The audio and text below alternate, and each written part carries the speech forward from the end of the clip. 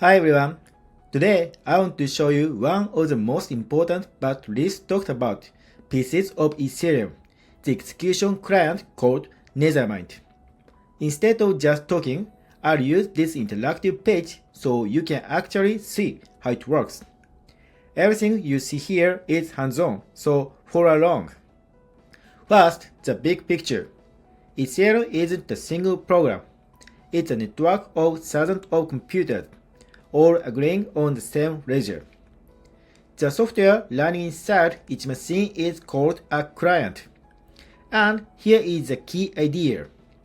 Several independent teams build that client in different programming languages. Nethermind is one of them, the second major pillar. Why does it matter? Because if everyone runs the same client, a single bug could take down the whole network. Let's test your intuition. When a bug appears, which is more dangerous? A bug in a client with 20% share or one with 70% share? Let me click the answer. The answer is the 70% share. A minority bug only costs its own users a small penalty, but a majority clients can finalize a long chain, and there's no going back. Here is the simulator. I'll set the large client share low around 20% and hit trigger bug. See? The network stays safe. The buggy node just gets dropped. Now I'll drag the share up past the danger line over 66%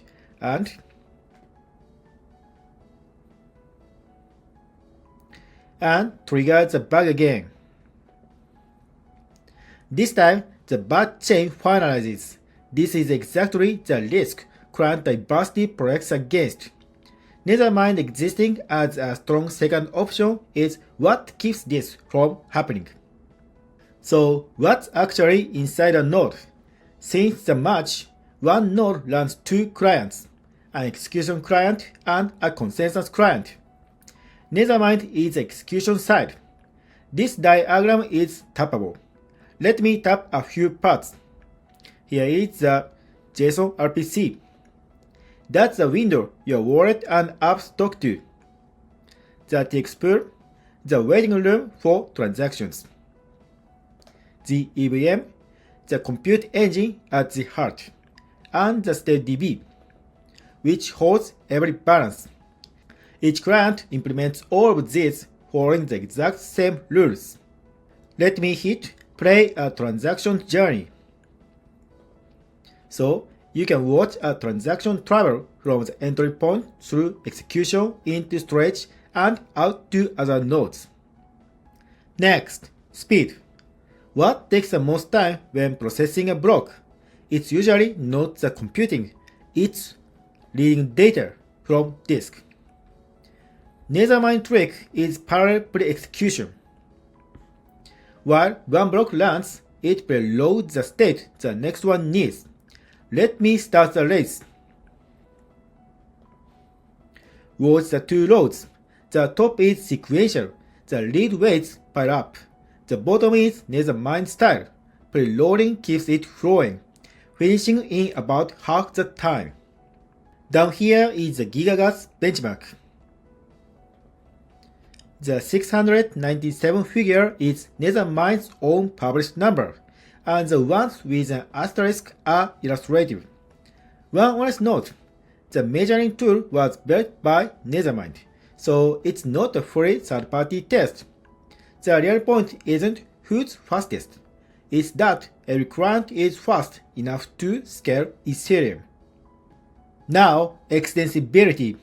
To add a feature, most clients copy or fork the entire codebase and modify it. Nethermind doesn't.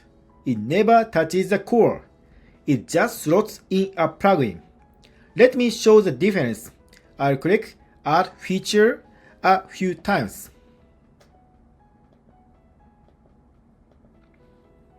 See what happens. On the fork side, copies pile up. On the Nethermind side, there is still just one core with features clipped on. Now watch why that matters. I'll click Ship a core bug fix. On the fork side, you have to apply the same fix by hand to every copy. That's maintenance hell. On Nethermind side, one fix to the core reaches every feature at once. This even applies to layer 2. Normally, you run and monitor two separate services. Nethermind bundles the rollup node in. Let me hit consolidate. So, two processes become one. Here is where it gets exciting. Zero knowledge proofs. Think of a block as homework and the nodes as graders. Today, every node solves the whole thing from scratch to check it. Accurate, but everyone repeats all the work. Let me play the today mode. Everyone grading at once. Now I'll switch to ZK mode and play again.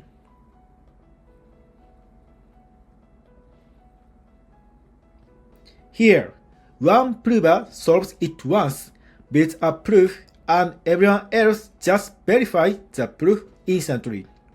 That's right enough to check on a phone. Nethermind is leading the work to make a real production client provable this way. This pipeline shows the stages. I run the witness. That's the minimum data that makes a block verifiable, and you can watch it travel through. One honest note, the today stages are done and documented. The later stages are still the blueprint.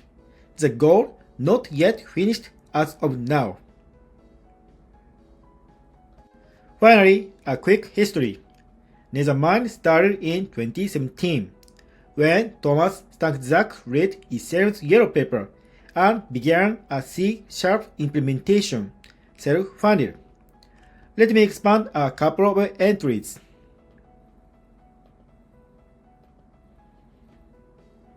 In early 2024, one client had over 84% share, a real risk moment.